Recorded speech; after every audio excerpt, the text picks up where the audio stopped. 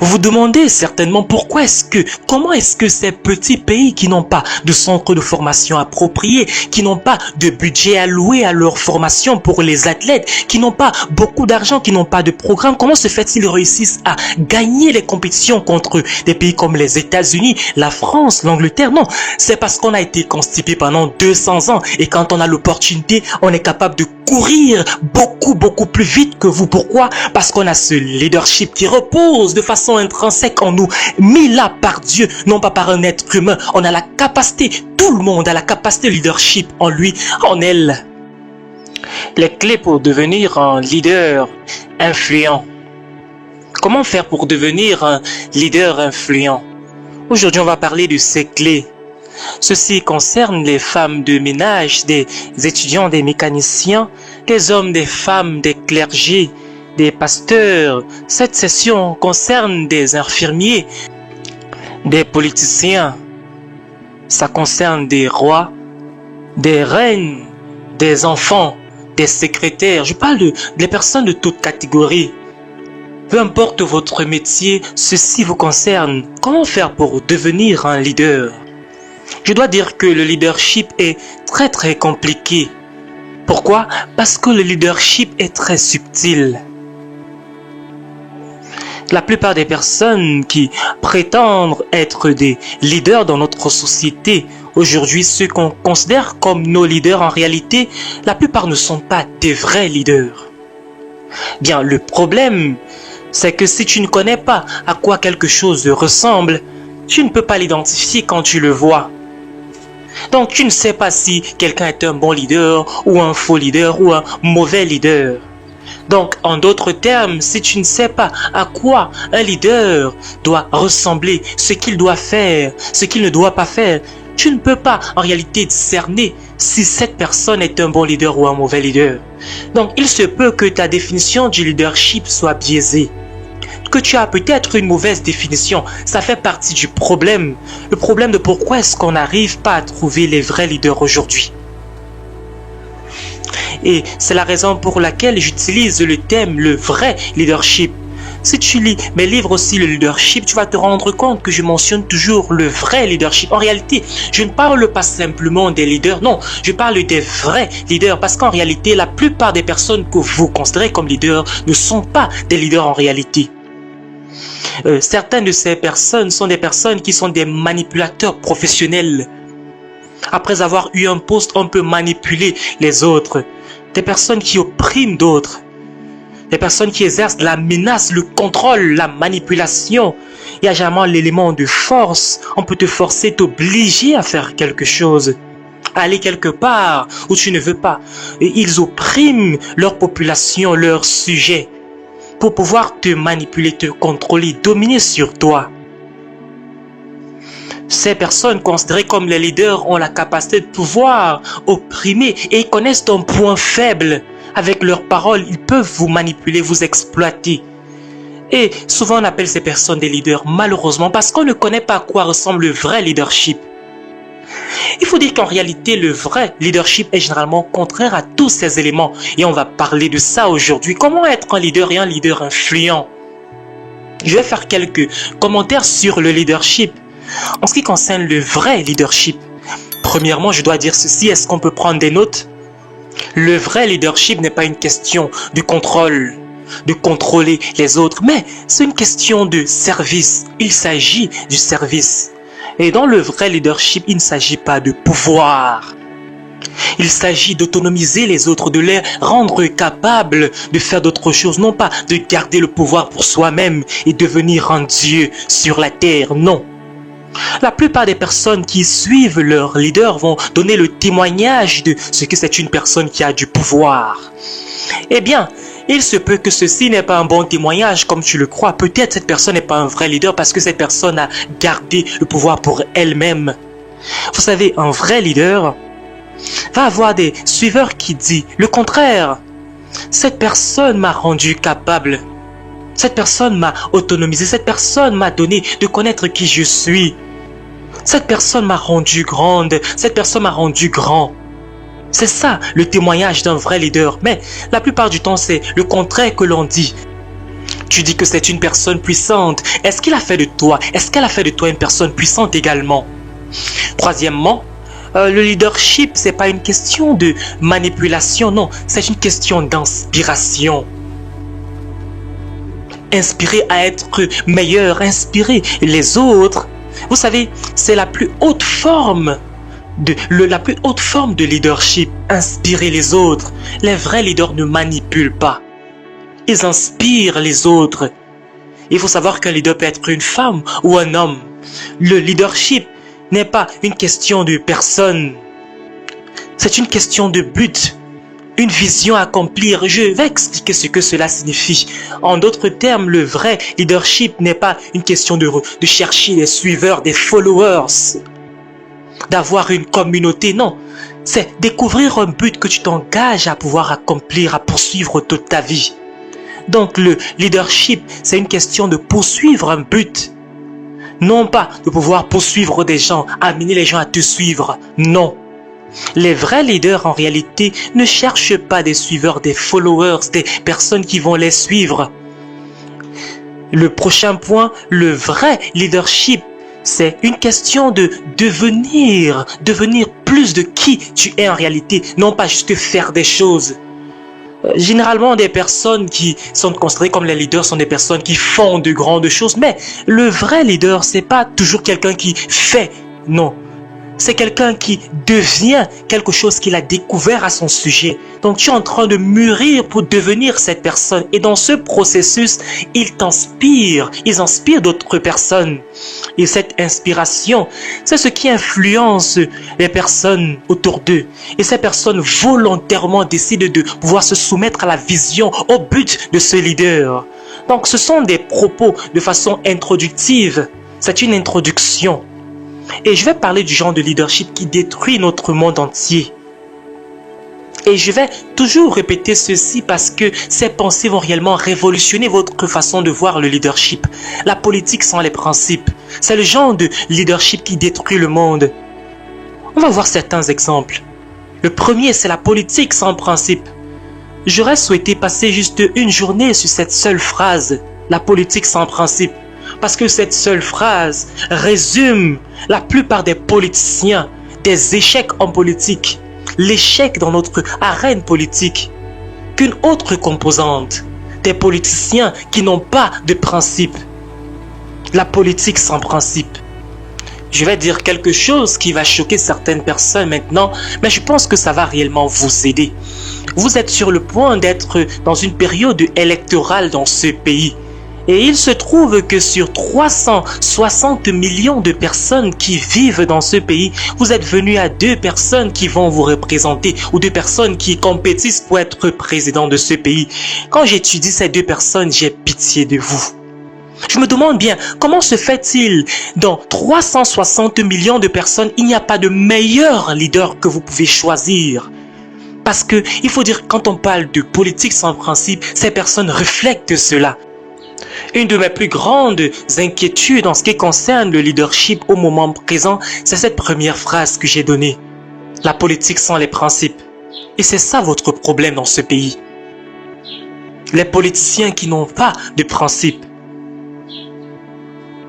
Et c'est ce que vous devez traiter aujourd'hui comme question. En tant que citoyen du royaume de Dieu, en réalité, je ne sais même pas comment vous devez voter. Je prie vraiment pour vous. Parce que c'est difficile. Parce que les défauts qui existent dans ces 2 candidats sont vraiment énormes, sont sérieux. Vous avez l'obligation là de voter entre 2 personnes qui, en réalité, n'ont pas toujours de bonnes valeurs, de bons principes. Et ceci parce que votre culture, particulièrement votre système politique n'est pas le genre qui promeut les vrais leaders. Votre culture produit des personnes qui font des deals, des marchés, qui passent des marchés avec d'autres nations. Et donc, ils sont prêts à compromettre leurs principes pour plaire à d'autres personnes. Vous votez des personnes qui sont prêtes à compromettre leurs valeurs personnelles pour pouvoir plaire aux autres. Donc, tu n'es plus un leader, tu deviens une personne qui est conduite, une personne qui n'a pas de valeur, un politicien qui n'a pas de principe. Le deuxième type de leadership qui nous détruit, c'est les personnes qui ont du plaisir sans la conscience. Troisièmement, la richesse sans travailler. C'est le troisième type de leadership qui détruit le monde d'aujourd'hui. Des personnes qui veulent réussir sans travailler. Ce genre de système va détruire une communauté quand des personnes vont choisir de gagner la richesse sans faire aucun effort. Et c'est pour cela que je suis tellement troublé au sujet des choses comme la loterie ou bien des choses comme des paris sportifs, parce que vous développez une culture de personnes qui veulent quelque chose en échange de rien. Vous avez une communauté de personnes qui sont prêtes à pouvoir avoir des choses gratuitement sans travailler. La quatrième composante qui va détruire la société, c'est la connaissance en caractère. Vous savez, il y a beaucoup de personnes qui sont très intelligentes, mais utilisent leur intelligence, leur connaissance pour détruire la société. Et il se peut que le plus les gens deviennent intelligents, le plus les personnes deviennent dangereuses. Il y a des gens qui savent, qui connaissent très bien le système et ils peuvent finir par ne payer aucune taxe. Ou bien des personnes qui savent comment exploiter votre ignorance. On fait des recherches pour promouvoir des choses qui sont terribles et violent le caractère. Le cinquième point, le business sans moralité. Voici ce qui a tué notre monde aujourd'hui avec le capitalisme. On est prêt à faire tout pour de l'argent. Ce qui nous a détruit aujourd'hui, c'est quelques hommes d'affaires à New York qui ont vu une opportunité de gagner beaucoup d'argent. Ils ont prêté de l'argent aux gens qui ne pouvaient pas rembourser. Et ils savaient que ces personnes ne pouvaient pas rembourser. Ça, c'est être immoral dans les affaires. Et le reste, c'est l'histoire. C'est ce qui a causé la crise économique en 2008. Terrible comme situation.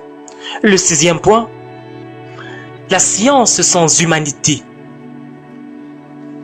C'est bien d'avoir l'avancement scientifique.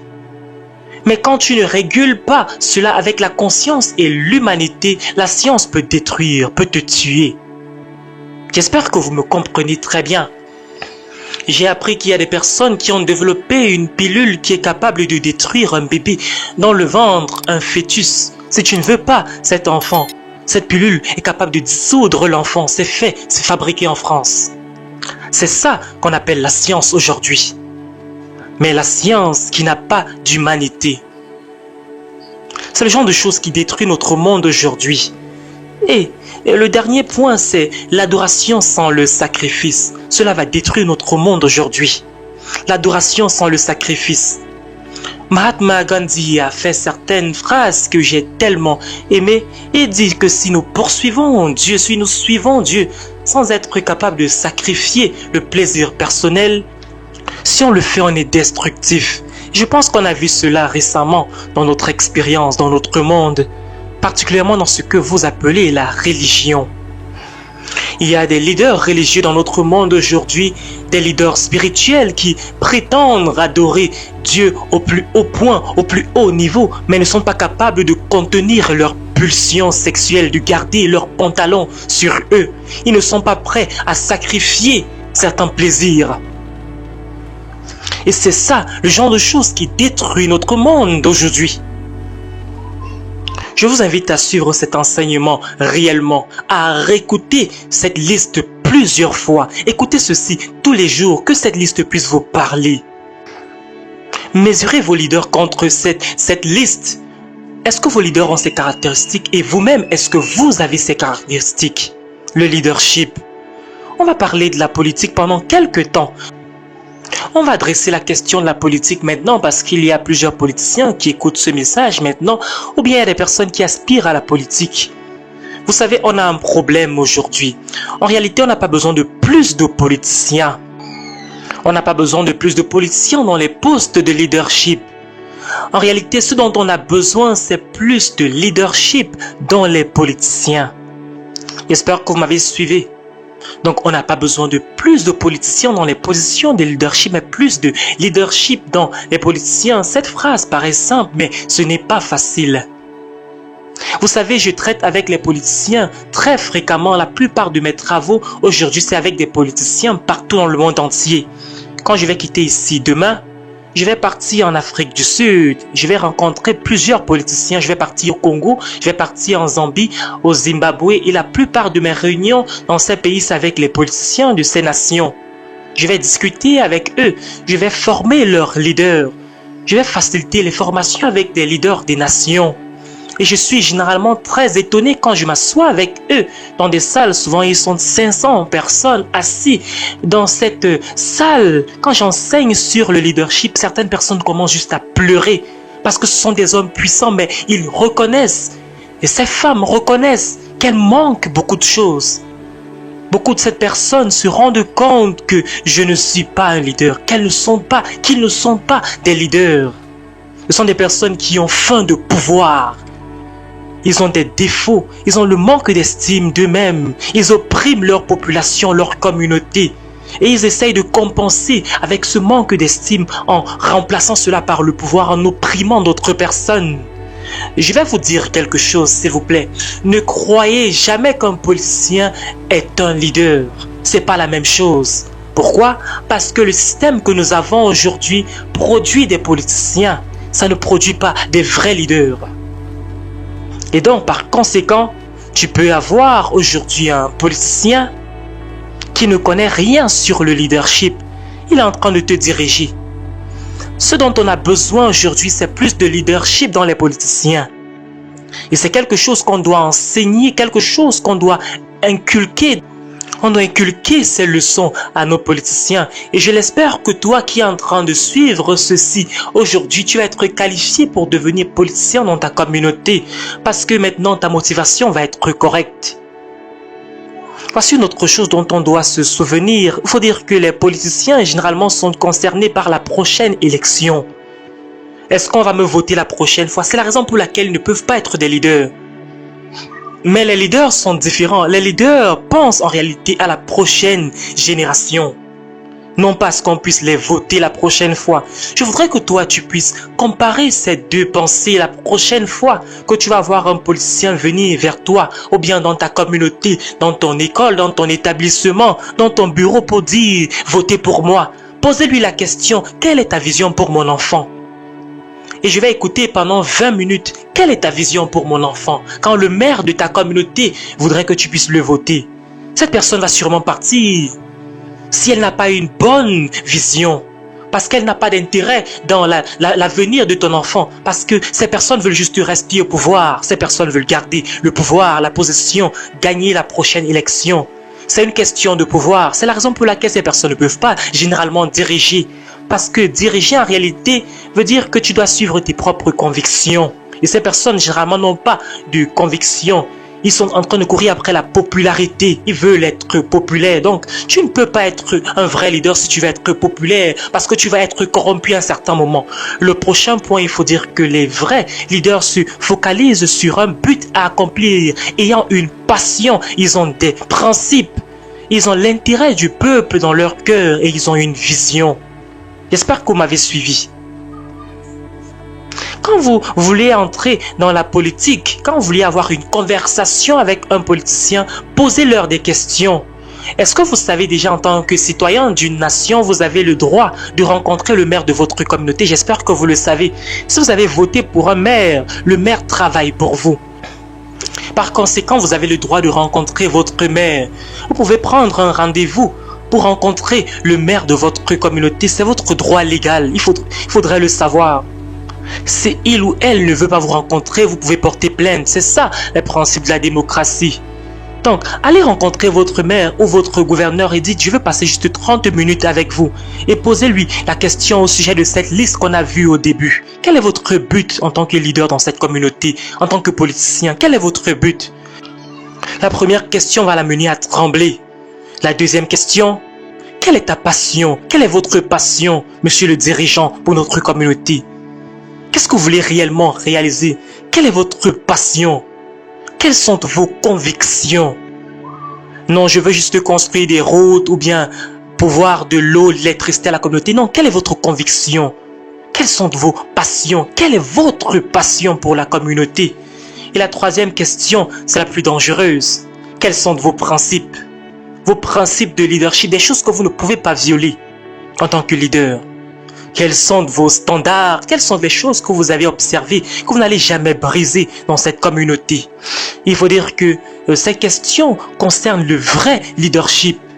Et c'est la raison pour laquelle on a besoin de questionner les leaders qu'on a dans notre société aujourd'hui. Donc j'ai une pensée aujourd'hui, je parle de leadership et principe. La plupart des politiciens se focalisent sur des programmes et en réalité beaucoup n'ont pas de vision. Est-ce que vous m'écoutez? J'espère que c'est le cas. Le deuxième point, les politiciens priorisent la prochaine élection, non pas sécuriser la prochaine génération. Leur focus est différent. Troisièmement, les politiciens sont préoccupés avec des promesses. Ils promettent ceci, mais ils n'accomplissent généralement pas. Mais ils n'ont pas de but. Ils font beaucoup de promesses. Ils disent par exemple, on va créer des emplois. C'est une promesse. On va apporter l'éducation gratuitement pour vos enfants. C'est une promesse. Nous allons diminuer les impôts. C'est une promesse. On va donner la formation professionnelle gratuitement pour certaines catégories de personnes. On va faire ceci, on va faire cela. L'éducation universitaire sera gratuite. Mais ne parle pas de leur but. Et on va voir comment faire cela. Il faut dire que le but, c'est la fondation même du leadership. Est-ce que vous avez un but en tant que leader? Cinquièmement, les leaders pensent toujours à la prochaine élection. Chaque fois que vous discutez avec eux, ils veulent juste sécuriser leur poste. Il ne s'agit pas de pouvoir agir pour le bien de la communauté. Ils sont prêts à faire tout pour garder leur poste, même violer la loi. Et c'est la raison pour laquelle la plupart des groupes de politiciens dans vos sociétés ont beaucoup d'impact. Surtout ceux qui sont soutenus par des entrepreneurs. Et 10% de la société font la loi. Pourquoi? Parce qu'ils ont peut-être 90% des ressources. Juste un petit groupe de personnes, c'est eux qui font la loi. En d'autres termes, la politique est à vendre. Ça manque beaucoup de leadership. Il n'y a pas de leadership dans cela. Ce dont on a besoin, ce sont des hommes et des femmes d'État. On n'a pas besoin de plus de politiciens. Un homme d'État, c'est une personne intéressante. Un homme d'État pense à la prochaine génération. Vous savez, j'ai eu l'opportunité de discuter avec un ambassadeur, l'ambassadeur Andrew Young. On discutait au téléphone et apparemment il va être là demain ici. Lui et moi sommes devenus des amis récemment. Et je pense qu'il va vraiment vous inspirer par son histoire. C'est quelqu'un qui pense vraiment à la population. Il pense à la prochaine génération. Il pense à l'avenir des autres. Régulièrement, il pense au passé, à l'histoire tout le temps. Et il pense à comment corriger. Comment est-ce qu'on peut corriger l'histoire? Comment est-ce que l'histoire affecte les enfants qui ne sont même pas encore nés? Est-ce que les enfants vont apprécier l'histoire à venir? Est-ce que les enfants vont apprécier l'héritage qu'on va leur laisser? Est-ce qu'ils vont apprécier ce qu'on est en train d'écrire aujourd'hui? C'est ça qu'on appelle un vrai leader. C'est ça le vrai leadership. Et en passant, cette liste peut être adaptée et peut être appliquée au niveau des pasteurs parce que la plupart des pasteurs sont des politiciens qui veulent juste garder un poste de pasteur d'église. Je les appelle des politiciens spirituels et on garde cette même liste. Beaucoup de ces personnes, ces pasteurs sont concernés au sujet de pouvoir garder leur poste et ils ne veulent pas faire de toi le prochain pasteur. Ils protègent le pupitre de toi et t'empêchent d'accéder au pupitre. Beaucoup de ces pasteurs mentent même au sujet de Dieu. Ils disent des choses comme « ne touche pas à loin de Dieu ». Je me demande qu'est-ce qu'ils disent, ce qu'ils veulent dire par là. C'est juste un mot qu'on emploie pour pouvoir te menacer. Ne me touche pas, même si je suis dans l'erreur. Ne me corrige pas, même si je suis dans l'erreur. Je suis un homme de Dieu. Je suis une femme de Dieu. Il faut te souvenir que le roi Saül a été licencié avant même qu'il ne quitte l'entreprise. C'est une phrase très profonde. On l'a licencié, il était toujours roi. Il a fallu juste quelques temps pour qu'il puisse partir physiquement. Donc, on a besoin aujourd'hui d'aide. On a besoin d'aide dans le leadership. Tout ce que j'ai dit aujourd'hui, je vois que vous êtes d'accord avec ceci parce que je sais que vous connaissez quelqu'un qui a violé certains de ces principes. Et cela dit que vous êtes quelqu'un d'intelligent. Vous connaissez déjà que quelque chose ne va pas. Je vais maintenant vous expliquer pourquoi est-ce qu'on a ce genre de leadership dans la société. Pourquoi est-ce qu'on a ce genre de leader. Et je vais rentrer dans l'histoire pour vous donner une illustration de pourquoi est-ce qu'on a ce genre de leader aujourd'hui. Il faut dire que la source de tout ceci, c'est l'Empire romain. Le leadership d'aujourd'hui a été calqué sur le modèle de l'Empire romain. Et l'inspiration des Romains, c'était les Grecs. Les Grecs, c'était ceux qui ont inventé, par exemple, le mot démocrata, qui est la source de ce qu'on appelle aujourd'hui la démocratie. C'est un concept grec, une idée grecque. Cela a été inventé par des grands penseurs comme Socrate ou bien comme Platon. Il faut dire que ce sont ces penseurs qui sont à l'origine de la plupart des philosophies de leadership aujourd'hui. Ce sont eux qui ont créé ces pensées, ils ont créé ces philosophies sur le leadership, sur la démocratie. Les Grecs, par conséquent, sont connus comme les penseurs dans l'histoire. Ils ont capturé toutes leurs idées et ils ont mis cela dans des livrets, dans des livres, ils ont mis ça sur papier. En fait, il faut dire que l'Empire grec était connu pour ses bibliothèques. Ils étaient les premiers à pouvoir documenter leur philosophie, leurs idées, la philosophie sur la vie. Et ce sont eux qui ont bâti l'idée de ce qu'on a comme démocratie aujourd'hui. C'est une idée grecque, c'est pas quelque chose de biblique. Et quand les Romains ont envahi la Grèce antique, ils ont détruit tout. Sauf une chose, ils n'ont pas détruit leur bibliothèque. Les Romains ont détruit tout, mais ils ont gardé les bibliothèques des Grecs. Et les leaders romains ont pris les livres dans ces bibliothèques et ils ont pris toutes les idées des Grecs. Et ils ont choisi les parties qu'ils voulaient. Ils ont adapté cela à leur vie. Et ils ont utilisé les idées, par exemple, du leadership pour gouverner leur empire. Donc on peut dire qu'un Romain, c'est quelqu'un qui a un soldat dans ses bras, mais également c'est quelqu'un qui pense comme un Grec dans sa tête. C'est un lutteur dans ses mains, mais il pense comme un Grec. Il avait la puissance, l'armée d'un Romain, mais il pensait comme un Grec. Mais pourquoi est-ce que tout ceci est important? Il faut dire qu'aujourd'hui, les pays en Europe, les pays qui ont colonisé la plupart des pays occidentaux, aujourd'hui, viennent de cet empire, l'Empire romain. Donc, le mot Europo, d'où nous avons le mot Europe, c'est un mot que les Romains avaient inventé. Et cela décrivait leur espace de contrôle. Et cela partait du nord de l'Afrique jusqu'en Angleterre. Les Romains contrôlaient tout ce monde-là. Et le César qui était le roi, il faut dire que César c'est juste un titre qui veut dire fils de Dieu. Le roi, le César, gouvernait tout ce monde connu. Et quand l'Empire romain a été détruit, et il n'a pas été détruit par une armée, l'Empire romain a été détruit par une autre chose, par l'immoralité. L'immoralité sexuelle. Je sais que c'est assez choquant. Il faut dire que l'Empire romain a été détruit par l'immoralité sexuelle. Ils sont devenus tellement corrompus moralement qu'ils ont commencé à pourrir de l'intérieur. Aucune armée n'a détruit Rome.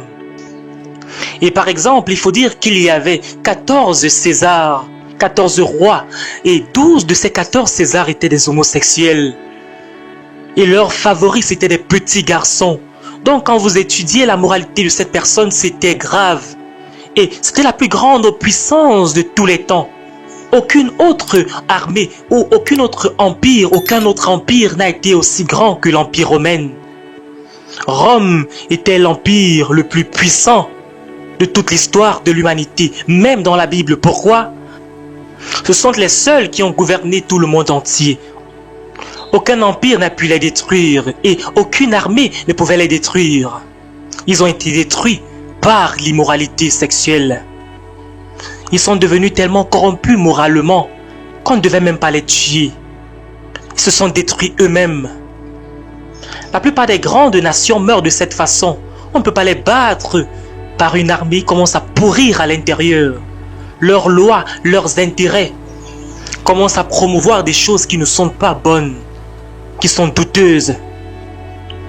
Est-ce qu'il se peut que la plus grande nation aujourd'hui, les États-Unis, est-ce qu'il se peut que les États-Unis se détruisent eux-mêmes? On n'a pas besoin d'envoyer la bombe nucléaire, ils se détruisent eux-mêmes à cause de leur immoralité? Question. Donc, l'Empire romain s'est écroulé. Quand ça s'est écroulé comme empire, il y avait des petits royaumes qui se sont créés. Il y avait plusieurs nations que l'on connaît aujourd'hui. Il y avait la France, il y avait la Grande-Bretagne, il y avait l'Espagne, il y avait la Belgique. Tous ces royaumes se sont formés après la chute de l'Empire romain. J'espère que vous comprenez ceci maintenant. Donc, ils ont développé des petits royaumes à côté. Il y avait l'Empire français. Il y avait la Belgique. Il y avait le Portugal même. Il y avait le royaume anglo-saxon, la Grande-Bretagne. Ce sont des subdivisions après la chute de l'Empire romain. Et le point que je veux faire, c'est que toutes ces personnes pensent comme les Grecs. Ils ont juste l'attitude, l'armée romaine, mais ils pensent comme des Grecs. Si vous constatez bien, la plupart d'entre eux ont développé le même intérêt dans la colonisation. Et vous allez davantage comprendre ceci avec mes enseignements sur le royaume de Dieu pour comprendre ce que Jésus-Christ a fait. Jésus-Christ est né dans un processus de colonisation. Il était également né dans une colonie, membre de l'Empire romain à l'époque. Et vous ne pouvez pas comprendre la Bible si vous ne comprenez pas la colonisation, le royaume de Dieu. Vous n'allez jamais comprendre la Bible si vous ne comprenez pas le royaume de Dieu. Vous n'allez pas savoir ce que vous devez faire en tant que citoyen du royaume de Dieu. Cela n'a rien à voir avec la religion. Ce n'est pas une question de religion. Donc, quand l'Empire romain a chuté, ils ont développé ces petits royaumes après. L'Espagne, la France, le Portugal, la Grande-Bretagne, la Belgique. Et qu'est-ce qui s'est passé par après? Ils ont commencé à s'étendre. Ils ont commencé à s'étendre au travail de la colonisation. Et par la suite, ils sont devenus intéressés par le monde occidental. Des personnes comme Christophe Colomb étaient italiens. Ils ont commencé des expéditions. Christophe Colomb voulait explorer le monde. Son gouvernement a refusé de le soutenir, le gouvernement italien, romain à l'époque. Donc il est parti en Espagne et le roi et la reine d'Espagne ont dit « On veut pouvoir accompagner ce projet parce qu'on veut étendre notre royaume. » Et ils ont construit les bateaux, ils ont financé. Il est parti. Il est arrivé du côté des Caraïbes et il a trouvé des îles. Et parmi les îles qu'il a trouvées, il a donné le nom à une des îles Bahamas aujourd'hui, parce que vous savez que c'est plusieurs îles qui constituent ce qu'on appelle le pays des îles Bahamas. Il a donné le nom l'île Salvador, San Salvador. Et aujourd'hui, on a toujours cette île qui existe. Et tout cela, c'était en honneur du roi et de la reine d'Espagne qui avaient sponsorisé, financé le projet d'expédition pour l'extension de leur royaume. Et c'est pour cela que la plupart des pays, vous allez vous rendre compte que la plupart des pays de l'Ouest parlent l'espagnol. Nous avons le Mexique, nous avons plusieurs pays, la Colombie, Uruguay, Paraguay. Et il n'y a que le Brésil en Amérique du Sud qui ne parle pas l'espagnol. Le Brésil parle le portugais parce que l'Espagne a financé le projet et il a assujetti ses peuples. Et tout cela, c'était pour l'Espagne. Les Français sont venus par la suite dans les îles et ensuite l'Angleterre est venue également. Et il y a eu quelques guerres et aujourd'hui nous parlons anglais parce que notre territoire a été conquis par les anglo-saxons. Ça dépend de quel royaume va gouverner sur votre territoire pour parler une certaine langue. Non loin d'ici, il y a Cuba. Eux parlent espagnol et nous parlons anglais alors que ce sont nos cousins. Et les États-Unis, premièrement, ce sont les Espagnols qui ont atterri ici. Mais ensuite, les Anglais ont pris le dessus. Donc, c'est un peu d'histoire pour vous permettre de connaître. Mais on va voir quelle est la philosophie de leadership qui, aujourd'hui, prime dans le monde entier. Pourquoi est-ce que les gens se comportent comme ils se comportent? Quel est l'impact de la colonisation sur la philosophie de leadership? Je veux chuter sur un point très important. Et après cette colonisation, il faut dire, souvenez-vous, il faut dire qu'un royaume s'étend. S'étend pourquoi? Parce que la gloire d'un royaume, c'est le territoire. Quand le territoire s'élargit, eh bien le royaume a plus de gloire. Et c'est comme ça qu'il faut vraiment voir les choses. C'est la raison pour laquelle il faut voir la Bible. C'est un royaume, c'est une question de royaume, un royaume, des territoires. Il faut écouter les enseignements sur le royaume pour davantage comprendre ceci. Et tous ces royaumes d'Europe ont commencé à se battre. Ils sont venus en Amérique, dans les Caraïbes, tout cela pour pouvoir avoir chacun des territoires. Ils recherchaient la richesse dans les territoires, ils recherchaient l'or, le diamant, ils recherchaient plusieurs choses. À l'époque, le pétrole n'était pas encore important. La richesse était les terres pour l'agriculture. Ils recherchaient l'or et ceux qui avaient les terres étaient des rois puissants. Quand ils sont venus dans ces territoires, les Caraïbes, l'Amérique du Sud, l'Amérique du Nord et tout ce qu'on appelle les Amériques, ils se sont rendus compte qu'il y avait plusieurs terres. Et ils ont domestiqué les locaux, les indigents du territoire, au travers des armes bien sûr. Certaines personnes ont fui, certains ont été tués, il y a eu des rébellions, mais les colons ont eu le dessus à cette époque-là et les Portugais étaient les premiers à partir en Afrique et ils ont trouvé des personnes très fortes en Afrique. Ils se sont rendus compte que les Africains étaient plus forts que ces personnes qu'ils avaient trouvées dans les Caraïbes et par conséquent, ils ont commencé à exporter les Africains vers les Caraïbes pour pouvoir travailler dans les champs de sucre et tout, ces champs pour cultiver et ensuite pouvoir vendre partout dans le monde entier. Pourquoi? Tout cela parce que le roi, je veux dire la gloire d'un royaume, c'est le territoire et le plus de territoire que vous avez, le plus vous avez de la gloire. Et c'est ainsi que la traite négrière a commencé. Tout ceci, c'était simplement une question d'argent, d'économie. J'espère que vous suivez. Aucun esclave n'est venu à cause d'amour dans les Caraïbes. Les Africains ont été transportés de force. Et cela n'a pas changé aujourd'hui. Eh bien, on a maintenant ce problème. Et avec ce commerce des esclaves qui se passait à cette époque, il faut dire que tous les royaumes faisaient participer à ce commerce. Les Français, les Anglais, les Belges, les Portugais, tous les royaumes d'Europe qui s'étaient étendus dans les autres territoires en Afrique ou bien dans les Caraïbes participaient à cela. Et généralement, ils aimaient les Africains parce que les Africains étaient plus forts physiquement. Et donc, vendre un esclave africain qui était plus fort, il coûtait beaucoup plus cher. Cela, c'était juste pour le commerce, pour de l'argent. Cela parle de l'importance de l'argent depuis cette époque. Et ce qu'il faisait même, c'est que généralement, on cherchait un homme qui est fort et on prenait peut-être une femme qui était forte. On faisait qu'ils puissent s'accoupler ensemble pour avoir un autre esclave, un enfant qui était fort. Il ne se préoccupait pas de la famille et la destruction de la composante de la cellule de la famille, c'est quelque chose qui ne date pas d'aujourd'hui. Tout ceci, c'était pour de l'argent. Est-ce que vous imaginez cela? Tout ceci, c'était pour de l'argent. Mais j'ai une question à te poser. Comment se fait-il un être humain pouvait faire cela à un autre être humain? Comment se fait-il? Quelle était leur philosophie? Comment se fait-il les leaders pouvaient faire ça à d'autres personnes? Et c'est ça qu'on va dresser comme question aujourd'hui. Comment se fait-il les leaders pouvaient faire cela? Pourquoi les Grecs avaient que les Romains ont adopté, qui est devenu la fondation de leur leadership pour les royaumes d'Europe qui ont créé nos nations aujourd'hui? La philosophie des Grecs était la suivante. Ils croyaient que le leadership est un résultat, un produit des traits naturels. Donc pour ceux qui ont étudié la philosophie, ont sûrement étudié les écrits de Platon, de Socrate, des perceptions de Socrate au sujet des êtres humains. Vous avez peut-être vu les écrits de ces philosophes sur la valeur des êtres humains. Vous allez voir que ces principes se trouvent dans leur philosophie. Ils croyaient par exemple qu'un être humain avait été choisi pour être un leader s'ils avaient certaines caractéristiques physiques naturelles. Donc si vous n'avez pas certaines caractéristiques physiques, vous êtes né pour être un esclave. Ça c'est la pensée des Grecs que les royaumes d'Europe ont adopté après la chute de l'Empire romain. Ils croyaient que le leadership est un résultat des traits de naissance. Les Grecs croyaient que si tu as certains traits à la naissance, tu es automatiquement né pour être de la classe dirigeante. Et si tu n'avais pas certains de ces marques, tu ne pouvais pas être le leader. Tu étais toi né pour être de la classe des esclaves.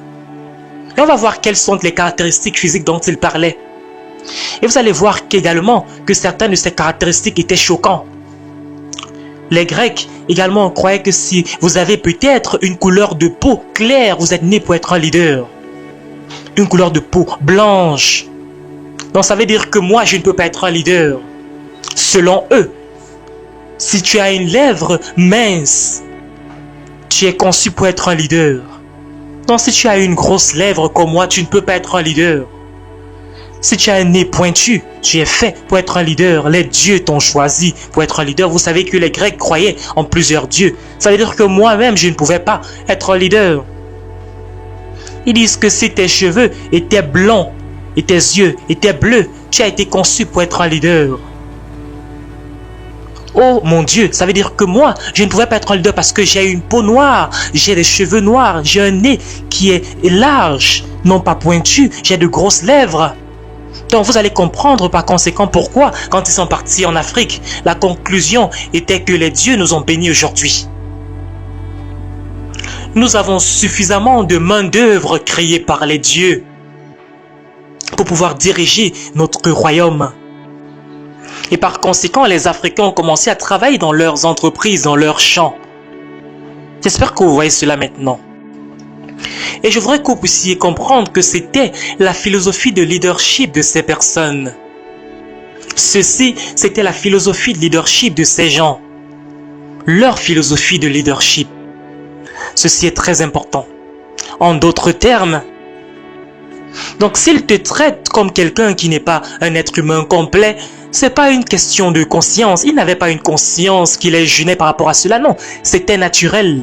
Tu n'as pas les caractéristiques naturelles, donc c'est normal. Tu es né pour être un esclave. Tu es né pour me servir. Il n'y a pas de problème à cela. Tu as été créé par le Créateur pour être de la seconde classe, pour être mon esclave.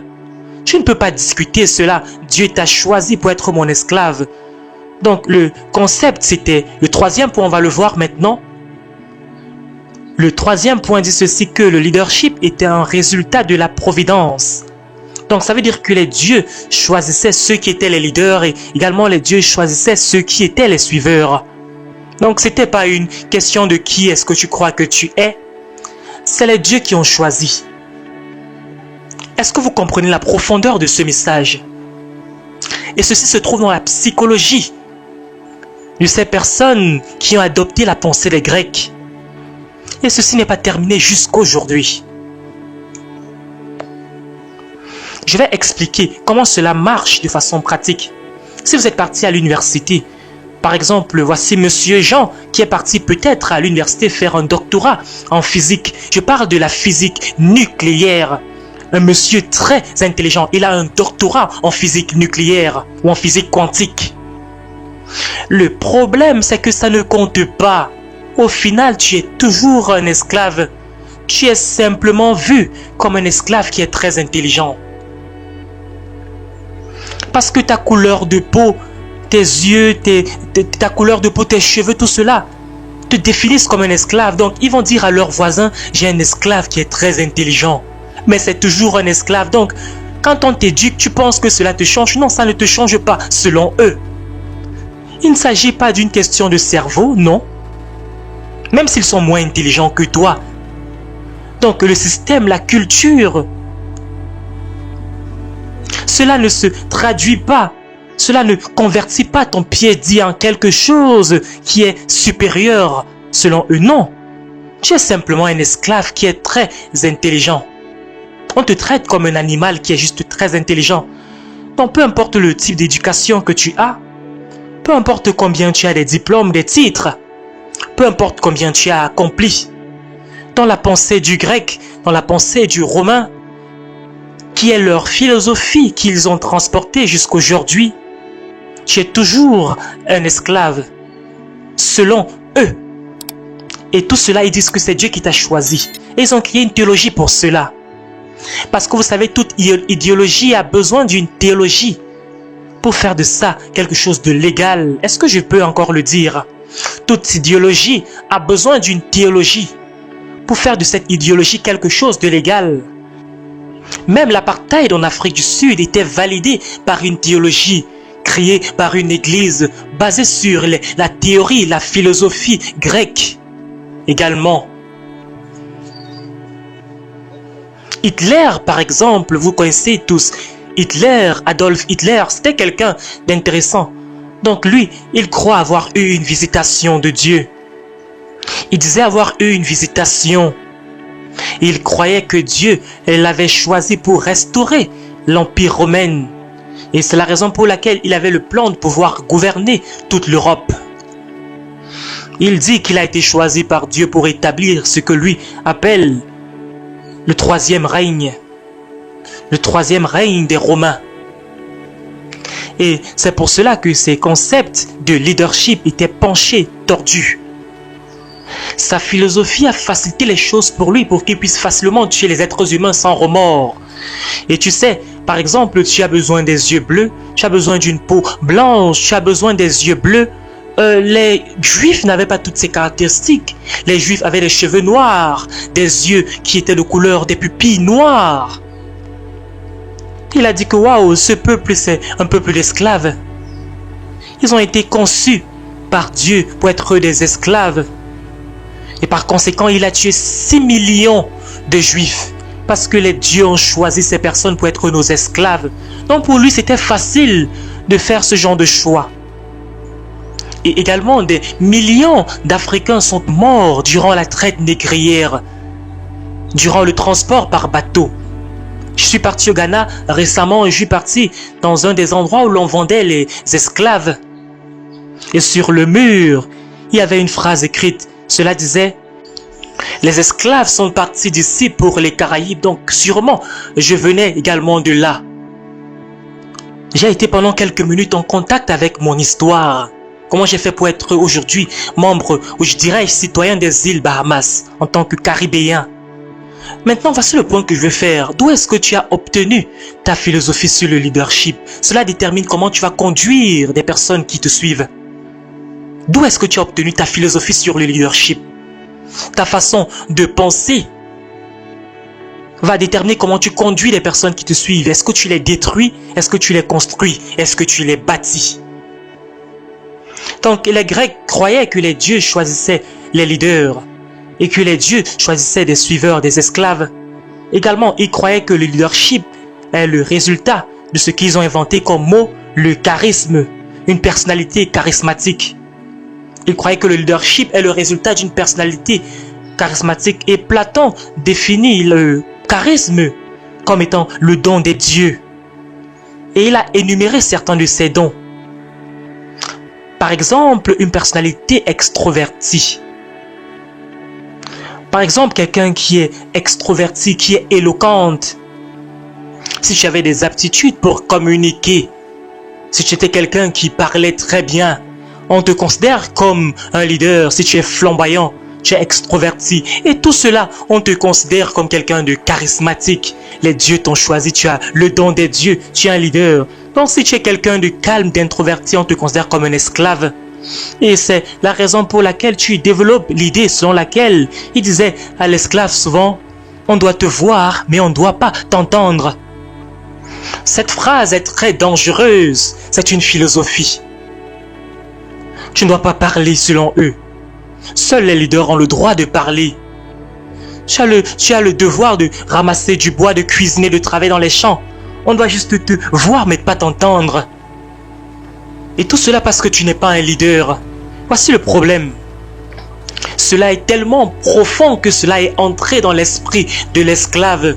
Et aujourd'hui, quand la personne qui était esclave hier éduque son enfant, il dit: on doit te voir mais pas t'entendre. C'est démoniaque, ça ne vient pas de Dieu. Mais vous le faites à vos enfants parce que c'est comme ça qu'on vous a enseigné, qu'on vous a éduqué.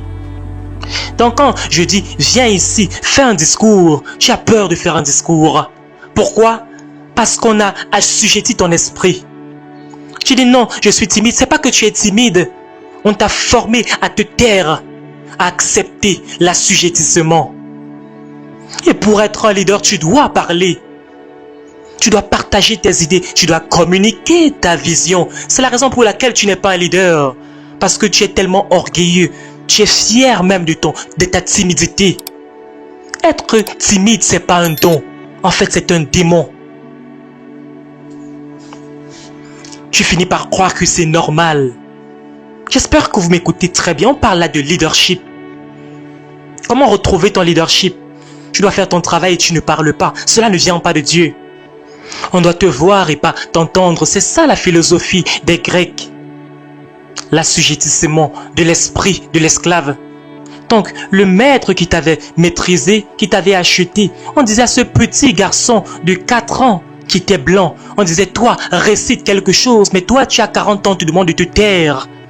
On forme un petit garçon blanc au leadership, et toi, qui as 40 ans, on te demande de te taire. Et voici un petit garçon de 7 ans qui est éloquent, et à 40 ans, tu as peur de parler.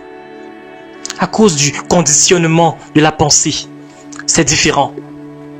Vous voyez? Souvent, vous ne savez même pas pourquoi vous vous comportez de la sorte, tel que vous êtes.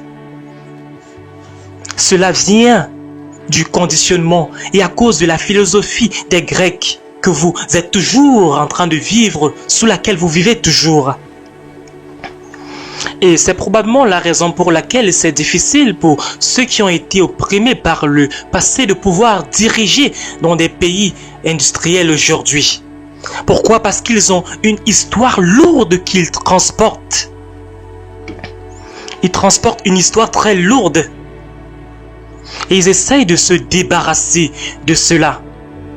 Et toi, tu vas être un leader avec ce poids, ce fardeau. Et le problème, c'est que quand on libère une de ces personnes, un de ces esclaves, dans sa pensée, dans sa croyance, il sait qu'il ne peut pas diriger son ancien maître. Et du coup, il se tourne vers son propre peuple, des personnes de sa communauté, pour les opprimer comme son maître l'opprimait, les opprimait par le passé. Et il doit imiter le maître parce qu'il a un faux modèle de leadership. Eh bien, il te dit, tais-toi, ferme ta bouche, fais comme ceci, fais comme cela.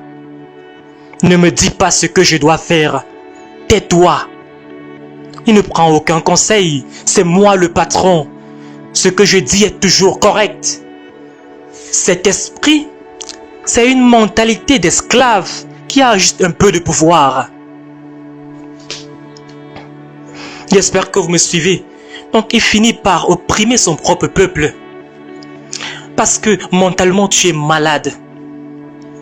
À cause de l'endommagement historique. On a endommagé ta pensée. Et maintenant tu veux un titre pour appliquer un peu d'oppression sur les autres.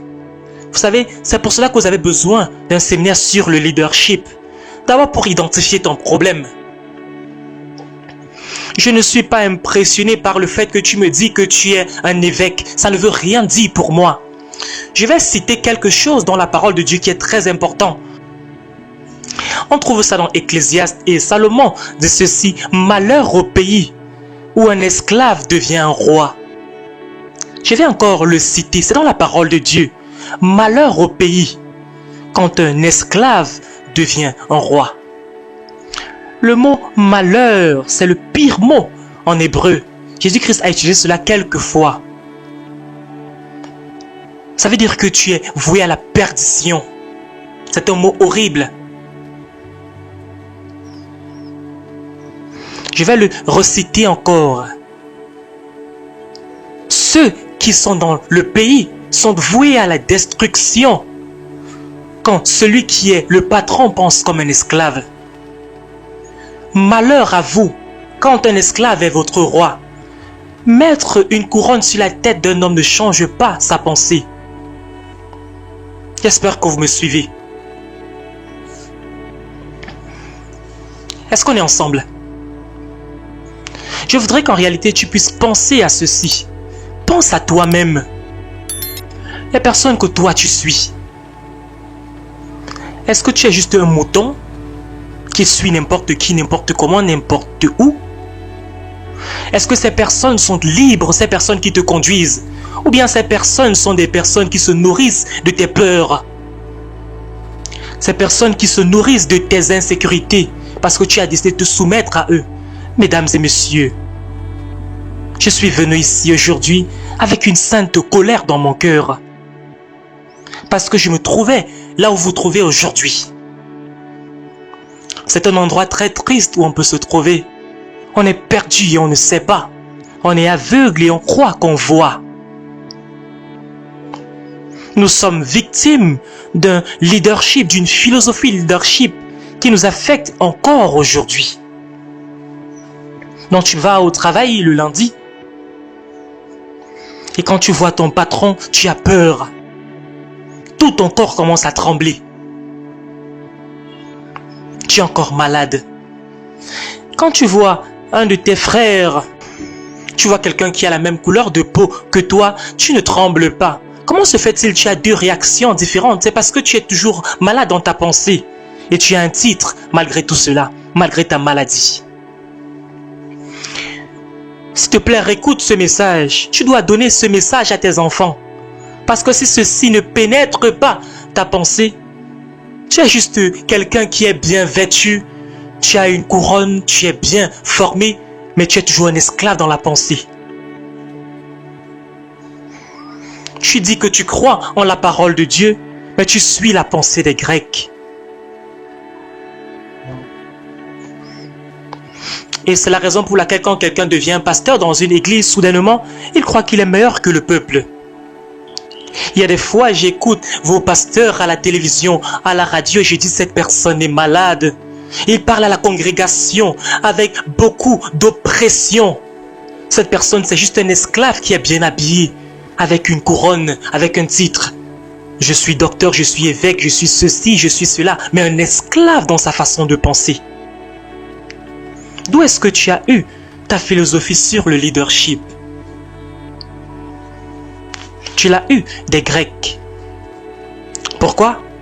Parce que quiconque t'a colonisé, quiconque t'a influencé, t'a convaincu que c'est comme ça que les choses doivent se passer. Jésus-Christ n'a jamais dit que quelqu'un peut te rendre libre. Et je crois que certains d'entre vous croyaient que les êtres humains comme Nelson Mandela, Gandhi, Martin Luther King Jr. pouvaient vous libérer. Non, c'est un mensonge. Aucun être humain ne peut vous rendre libre. Est-ce que vous savez ce que Jésus-Christ a dit? Il dit ceci: vous allez connaître la vérité, et c'est la vérité qui vous affranchira. Ce n'est pas une personne qui vous rend libre. Imaginez-vous que je viens ici dans ce séminaire, je vous enseigne pendant 3 jours sur les principes du leadership. 10 choses à faire pour être un bon leader. Comment organiser votre entreprise, les principes du management. Et vous allez partir d'ici en tant que des personnes bien éduquées, mais des esclaves dans la pensée. Votre problème, c'est que vous êtes toujours aveuglé, oppressé par un raisonnement, un problème que vous ne connaissez même pas que vous avez. C'est la raison pour laquelle vous devez partir dans l'histoire pour savoir comment résoudre ce problème et savoir comment faire pour vous détacher de cela. Les Grecs ne me définissent plus, ils ne définissent pas Miles Monroe. Ils ne définissent pas ma façon de penser. Je suis un être humain digne, non pas à cause de ma couleur de peau, non pas à cause de mes yeux, non pas à cause de mes lèvres. Je suis digne, une personne de première classe, puissant en tant qu'être humain. Pourquoi? Parce que j'ai été créé à l'image du Créateur, à l'image de Dieu. Et je ne vais pas te donner le droit ou le privilège de me donner une certaine valeur. Tu n'as pas idée de qui je suis. Occupe-toi de tes affaires, s'il te plaît. Et personne ne m'a fait cela, personne ne m'a libéré. C'est quand j'ai découvert la vérité que cela m'a rendu libre. Tu connaîtras la vérité, vous connaîtrez la vérité vous affranchira. Et c'est la raison pour laquelle cette vérité vous touche profondément. Pourquoi? Parce que vous vous rendez compte finalement de qui vous êtes. Je suis fatigué de toutes ces prédications que j'écoute tout le temps. Tu n'as plus besoin d'une nouvelle prédication, tu as besoin d'une révélation de qui tu es en Jésus-Christ. J'espère que vous êtes en train d'être bénis par ce message. Laissez un commentaire si c'est le cas. Personne ne fait de toi un leader. Tu es né leader. Mais tu as été écrasé sous une philosophie qui fait de toi un esclave. Ce n'est pas juste les Noirs. Il y a des Blancs, il y a des Asiatiques. J'ai été dans des nations où j'ai vu tellement de personnes blanches opprimées. Quand je suis parti en Pologne, j'ai commencé à pleurer. le même esprit d'oppression qui œuvre dans ces personnes. Mon épouse et moi, nous sommes partis à Hong Kong et j'ai pleuré. Tout le monde qui viole ton identité est démoniaque, qui te dérobe de ton identité démoniaque. Et c'est la raison pour laquelle mes livres sont dans 16 langues aujourd'hui, dans 112 pays. Même en mandarin, et on m'invite, peu importe mon apparence. On ne dit pas que non, tu es un homme noir, non. On dit on a besoin de tes enseignements ici en Chine. On a besoin de ces messages. Parce que les gens ne te rendent pas libre. Personne ne te libère, c'est la vérité qui te libère. La vérité que tu connais, c'est elle qui va te libérer. Mesdames et messieurs, je vais vous donner la philosophie originelle du leadership. C'est ce que nous devons aborder aujourd'hui.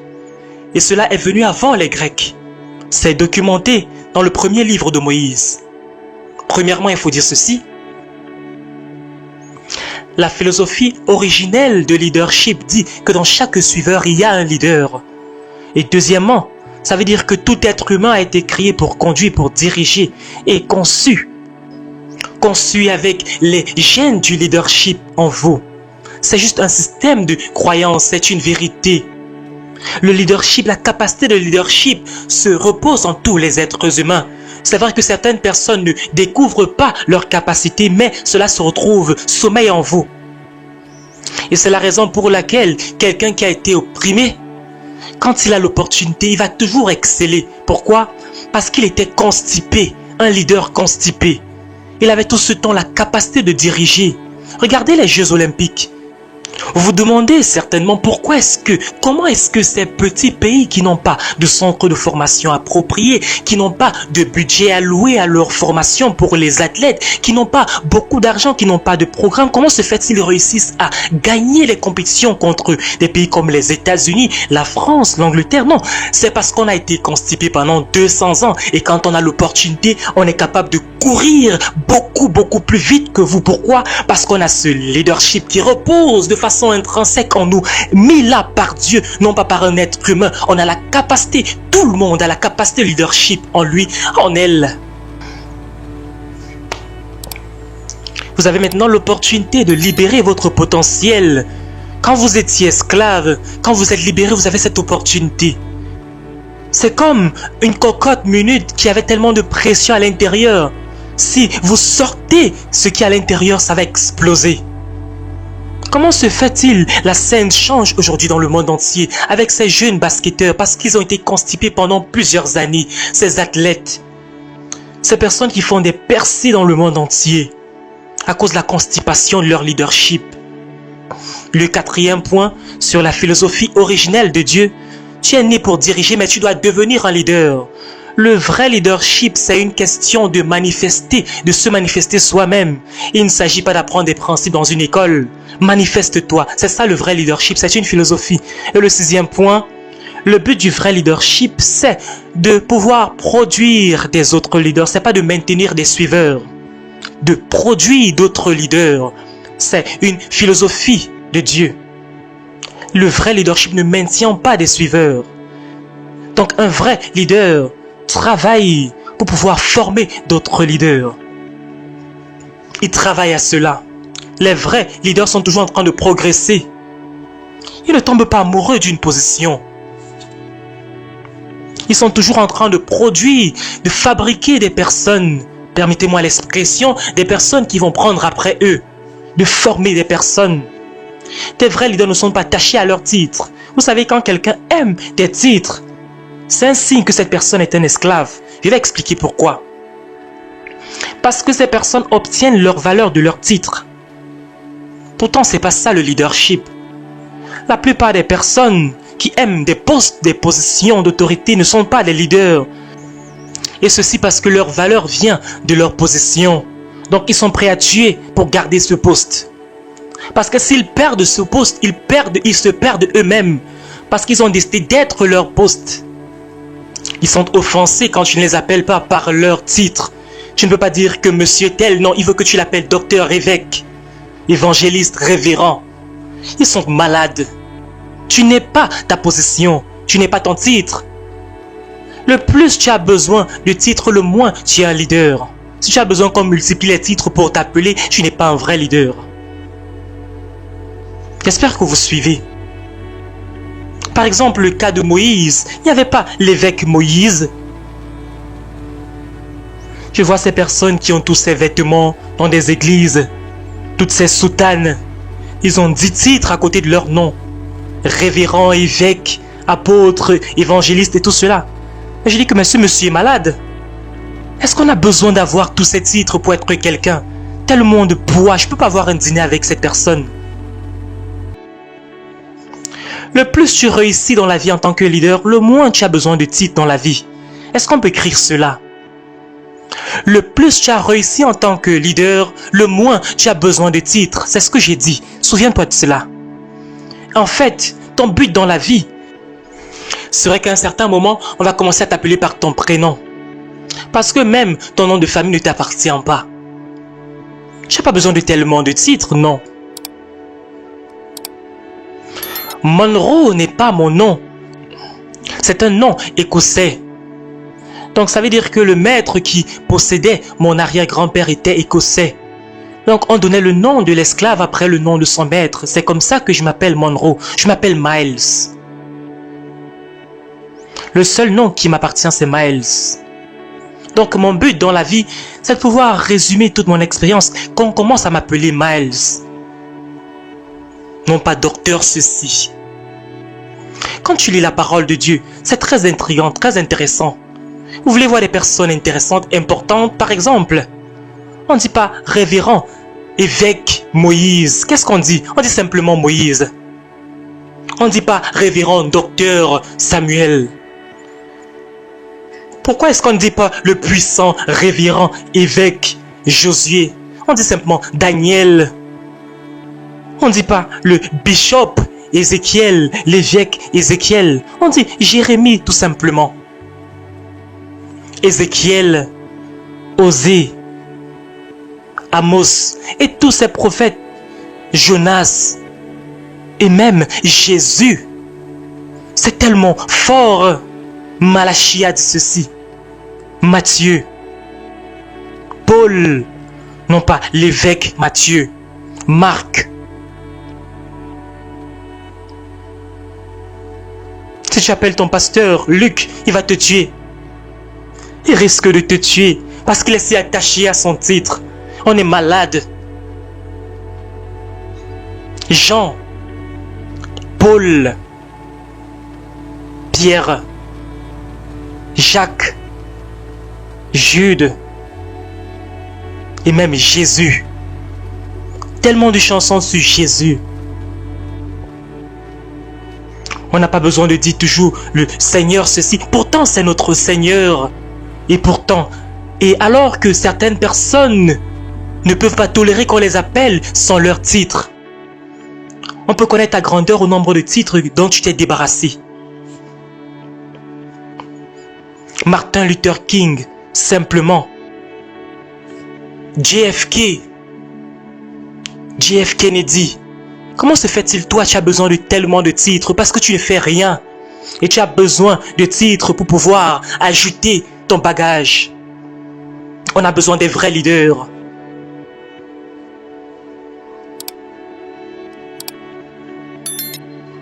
Donc le leadership, c'est pas une poursuite de pouvoir, de position, de titre ou bien d'autorité. Le leadership, c'est le résultat d'une découverte de soi-même. Je voudrais que tu passes quelque temps devant le miroir pour une découverte personnelle. Éloigne-toi de certaines personnes, du monde extérieur, prends une retraite personnelle. Rencontre-toi toi-même. Tout le monde qui s'est découvert dans l'histoire était seul. Moïse était quelque part dans un désert. David était derrière les champs, en train de s'occuper des brebis. Jésus-Christ lui-même dans le désert. Il y a tellement de ces personnes. Vous avez trop de personnes autour de vous. Et vous êtes toujours la même personne. Pour pouvoir vous découvrir vous-même, passez le temps avec vous-même.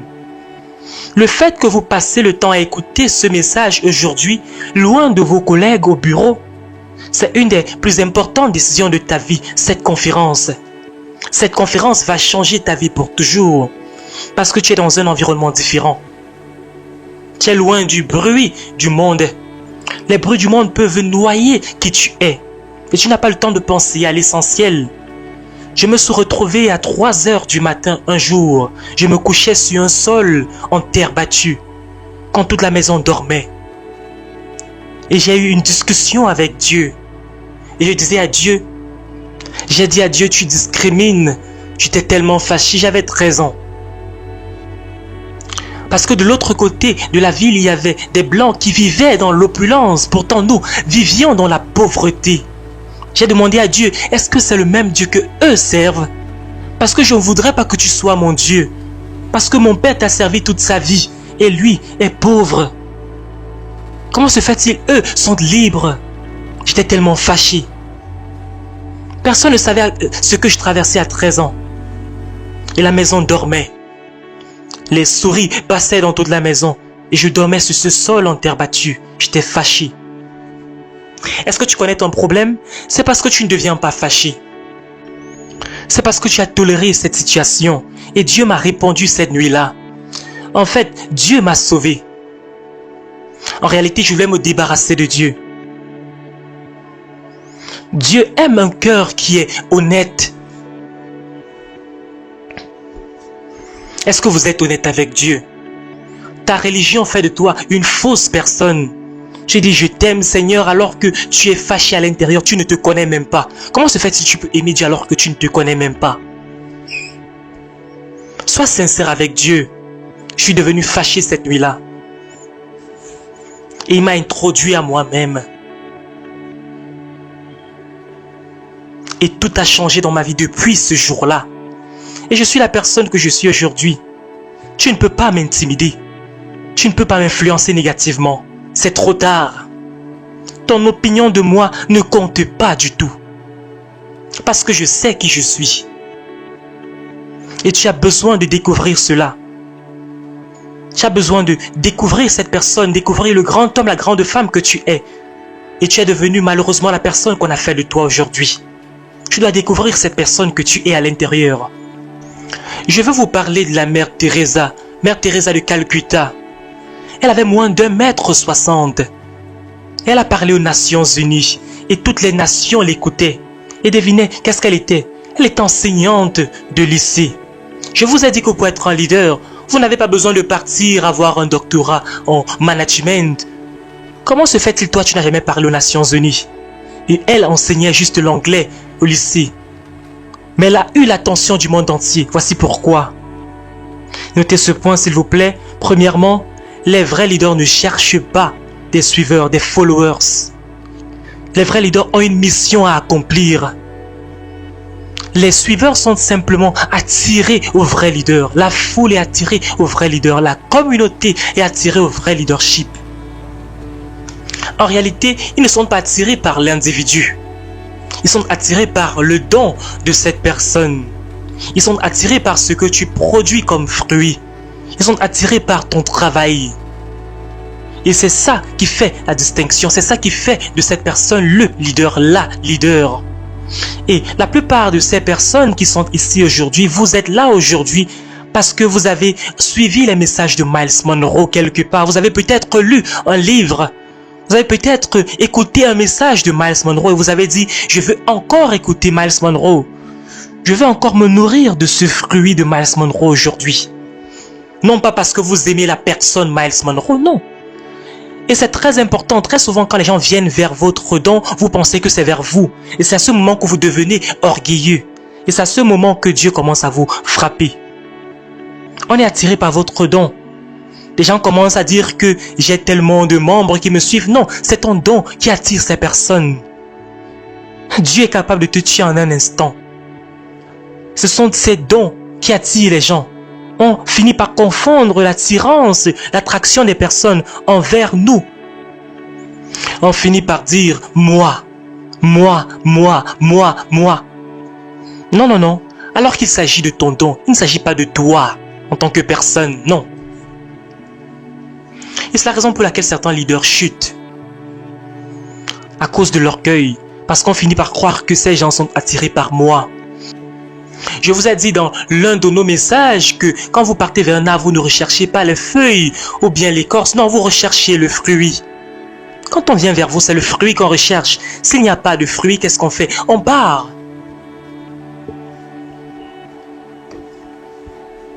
Les gens viennent vers vous à cause du fruit. Quand un leader tombe, c'est parce que lui ou elle pensait que c'est lui l'élément d'intérêt. Non. Vous vous demandez pourquoi? Pourquoi est-ce que des personnes commencent à vous fuir? Parce que vous avez confondu l'arbre et le fruit. Vous n'êtes que l'arbre qui produisait le fruit. Je suis simplement un serviteur. Je suis en train de vous servir mon don à l'instant. Il ne s'agit pas de moi. Il s'agit de mon don. J'espère qu'on est ensemble et qu'on suit. Est-ce qu'on peut noter ce prochain point? L'attraction, c'est l'inspiration qui est produite par la passion, de l'individu pour produire ce fruit-là. Si vous voulez devenir un leader, trouvez votre passion. Poursuivez votre passion. Poursuivez cela avec persévérance. N'abandonnez pas et servez le monde. Donnez cela au monde. Et les gens vont être attirés vers vous.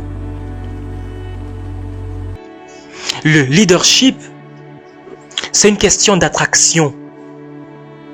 On ne force pas les gens à nous suivre. Et la façon de maintenir cela, c'est de continuer à servir simplement. Si vous voulez être grand dans la vie, il faut juste servir votre fruit. Servez juste votre don.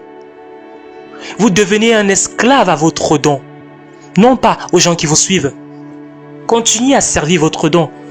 Votre existence est le service. Servez votre don. Et on va vous trouver. L'année passée, on a eu plus de 900 invitations pour que je vienne partager dans des conférences, enseigner. Et cette année, j'ai déjà reçu 800 invitations. Donc j'ai plus de 1000 personnes qui ont des invitations pour moi. Dans plus de 60 pays. Et la plupart de ces personnes, je ne les connais pas. Et ils sont prêts à me payer beaucoup d'argent pour venir. Ils cherchent le don. C'est pas moi qu'ils cherchent. Vous savez, quand vous comprenez ceci, ça vous garde très humble. Donc, c'est la raison pour laquelle je n'ai pas de garde du corps. Mon épouse, c'est mon garde du corps. Il ne s'agit pas de moi. J'ai pas besoin d'un entourage. Je ne veux pas qu'on nettoie ma chaussure. Je peux faire tout cela par moi-même, qu'on porte ma Bible. Il s'agit de mon don. Dieu peut me tuer en un instant, donc j'ai pas besoin d'être orgueilleux. Tu feras mieux de rester avec les pieds sur terre et que cela ne monte pas dans ta tête. Trouve ton don et sers ce don au monde entier et tu vas devenir un grand homme, une grande femme. Ils sont attirés vers ton don. Voici ce qui fait de toi un leader puissant. Je voudrais que tu puisses avoir certaines informations sur l'attitude avant qu'on ne puisse conclure. Ton attitude vient de tes croyances fondamentales. Et c'est ça que je suis en train de traiter maintenant. Je traite avec ce qu'on t'a dit quand tu avais 5 ans. La maison dans laquelle tu as grandi, on t'a dit que tu ne pouvais pas faire ceci, tu ne pouvais pas faire cela. Tu es parti dans une école où ton enseignant t'a dit que tu ne pouvais pas faire ceci. On t'a donné des fausses croyances et aujourd'hui tu as une vie qui n'est pas la tienne. Tu n'aimes pas la vie que tu vis aujourd'hui. Je traite avec ces croyances fondamentales parce que cela détermine ton attitude. Tu dois traiter avec ces croyances au sujet de toi-même. Quelles sont mes convictions à mon sujet? Quelles sont mes opinions à mon sujet? Si tu n'as pas une opinion à ton sujet, quelqu'un d'autre va te donner une opinion. J'espère que vous suivez. Tu dois avoir la connaissance de qui tu es. Qui es-tu? Quelle est ton identité? Tes capacités? Est-ce que tu connais tes vraies capacités? Je voudrais que tu puisses écouter ces messages encore et encore sur le potentiel et le leadership. Cela va révolutionner ton existence et ta vie. Et certains d'entre vous, écoutez, vous n'appliquez pas ces messages. Appliquez-les. Parce que ces messages ont fait de moi la personne que je suis aujourd'hui. J'ai compris que mes capacités n'ont rien à voir avec les examens que je prends à l'école. Ma vie a été changée depuis ce jour-là. Ton école ne connaît pas qui tu es. Ne crois pas aux mauvaises notes que tu as eues quand tu étais encore à l'école. Tu ne peux pas mesurer un être humain, toute la capacité d'un être humain en 1 heure d'examen. Certains d'entre vous, vous êtes toujours en train de vivre sous l'influence d'un examen que tu as pris il y a 20 ans. Une note de mathématiques que tu as eu il y a 20 ans, il y a 30 ans. On t'a dit que tu ne pouvais pas faire la mathématique parce que tu n'as pas bien composé cette note. J'ai 3 licences en tant que personne. J'ai un master en administration et leadership. J'ai 5 doctorats honoraires et je ne fais pas confiance à tout cela. Pourquoi? Quand tu es impressionné par l'évaluation d'une personne à ton sujet, tu deviens maintenant quelqu'un qu'on a piégé. Parce que tu es limité par leur évaluation de toi. Tu ne peux pas mesurer combien je suis intelligent. Laissez un commentaire en dessous de cette vidéo pour nous dire qu'est-ce que vous pensez de tout ceci. On continue. Est-ce qu'on peut noter ce prochain point? Ta capacité de conduire dépend de l'attitude qui est produite par ton image, l'image que tu as de toi-même, par le sentiment d'importance que tu as, par l'estime que tu as de ta propre personne. Ta capacité de diriger dépend de ton attitude et ton attitude dépend de tes croyances à ton sujet. Et cela est produit par l'image que tu as de toi-même. Comment tu te conçois? Comment tu te vois?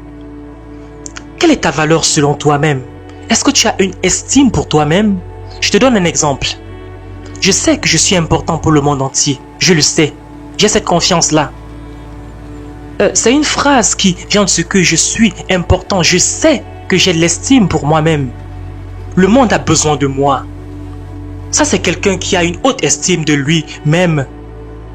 J'ai de la valeur, je suis important. Je ne suis pas né de cette façon. On m'a dit que je n'avais pas de valeur.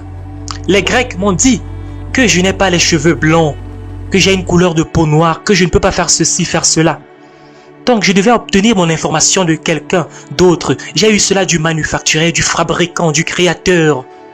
Et son manuel, la parole de Dieu. Il m'a enseigné que je suis créé en son image. Quelle image? Quelle image? L'image de Dieu. L'image de Jéhovah. Et selon lui, rien n'est impossible à celui qui croit. Ce sont de telles paroles qui m'ont transformé. Ce qu'on t'a dit à ton sujet était un mensonge, cher ami, cher frère, chère sœur. Ne crois pas en cela. Que Dieu soit vrai et que tout homme soit menteur. Que Dieu soit vrai et tout homme soit un menteur. Ne fais pas confiance à l'opinion d'un être humain à ton sujet. Tes parents ne te connaissaient pas. C'est comme l'histoire de Jésus-Christ qui avait quitté avec ses parents, était parti au temple quand il avait l'âge de 12 ans. Qu'est-ce qui s'est passé? Après avoir assisté à toutes les cérémonies qui se sont passées, ils sont rentrés, mais ils ont laissé Jésus-Christ derrière. Et après 3 jours de recherche du petit Jésus qui avait 12 ans à l'époque, ils ont dit, mais Jésus, où est-ce que tu étais tout ce temps-là? On t'a cherché, on ne t'a pas vu. Pourquoi est-ce que tu nous as causé toute cette peine? C'est Marie qui parlait, ton père et moi-même. Et tout cela après, Jésus-Christ a répondu, ne savez-vous pas que je dois faire l'œuvre de mon Père? Il se peut que ton parent ne sait pas qui tu es. Ton père, bien que Marie avait eu la révélation, elle était toujours limitée. Qui est ce petit garçon? À combien plus forte raison tes parents aujourd'hui? Beaucoup de parents ne connaissent rien au sujet de leur enfant.